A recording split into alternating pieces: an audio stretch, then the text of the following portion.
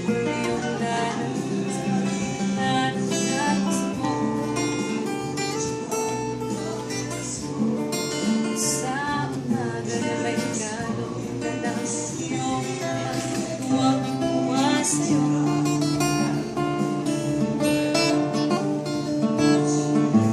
nga'y malaki ka na, nais mo'y maging malaya, di man sila payag, walang nagawa.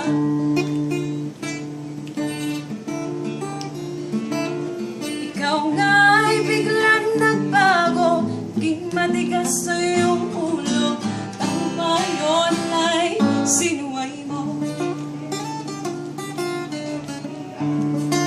Di mo man lang inisip ng kanilang ginagawa para sa'yo. Pagkat ang nais mo'y masunod ang layo mo, di mo sila pinapansin.